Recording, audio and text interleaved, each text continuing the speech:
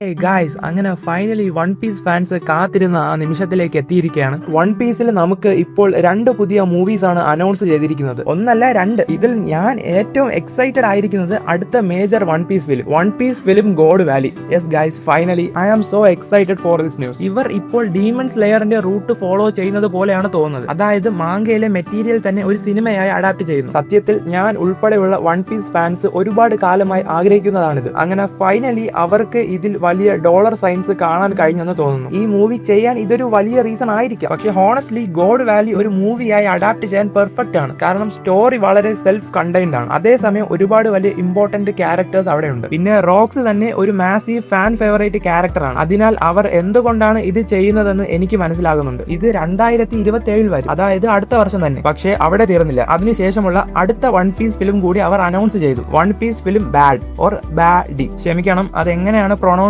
ചെയ്യുന്നതെന്ന് എനിക്ക് ഇപ്പോഴും അറിയില്ല. പക്ഷെ പേരിന്റെ അവസാനം തന്നെ വിൽ ഓഫ് ഡി ക്ലിയർലി ഉണ്ട്. ഇത്രയും ഏർലി ആയി ഒരു വൺ പീസ് മൂവി അനൗൺസ് ചെയ്യുന്നത് അവർ ഇതുവരെ ചെയ്തിട്ടില്ല. അതുകൊണ്ട് ഇതൊരു ഒറിജിനൽ മൂവി ആയിരിക്കാം. ഫിലിം ഗോൾഡ് പോലെയുള്ള ഒന്ന്, അല്ലെങ്കിൽ നമുക്ക് ഇപ്പോഴും അറിയാത്ത ഫ്യൂച്ചർ മാങ്ക മെറ്റീരിയൽ ഒരു മൂവിയായി അഡാപ്റ്റ് ചെയ്യാനുള്ള പ്ലാൻ ആയിരിക്കാം. എന്തായാലും ഈ അനൗൺസ്മെന്റ് ശരിക്കും ഇൻസൈൻ ആണ്. 2 പുതിയ വൺ പീസ് മൂവീസ്.